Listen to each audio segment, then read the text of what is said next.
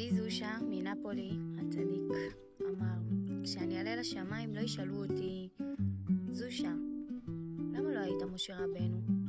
ישאלו אותי, זושה, למה לא היית זושה? הרבה פעמים אנחנו יכולים להתבלבל במה שאנחנו עושים פה בעולם, לחשוב שאנחנו אמורים להיות כמו מישהו אחר. אני מאמינה שהשם שלח אותנו לעולם, והוא באמת חילק בינינו תפקידים. יש לכל אחד תפקיד אחר לעשות בעולם. יש את משה רבנו שהתפקיד שלו זה להושיע את עם ישראל. גם למשה רבנו היה התנגדות על התפקיד שלו, כן? לקח לו זמן להסכים. זה היה הפך הטבע שלו. משה רבנו איש ענב, השם אומר לו, לך תנהיג אומה שלמה, תספר להם שאני גואל אותם. וגם אנחנו, הרבה פעמים התפקיד שלנו יכול לראות לנו ההפך מהרצון, ההפך מהתשוקה הטבעית שלנו. והשם כשהוא הוריד אותנו לעולם וחילק לנו פה תפקידים, יש גם תפקידים שהם ללכת ולנקות את האסלה. כן, צריך ללכת לעלות ניצוצות מהכי למטה. אז היום, מה שאפשר לעשות היום, תקשיב, מה מתבקש ממני?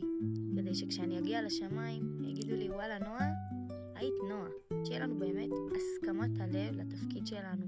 הסכמת הלב למה שבאנו לעשות פה.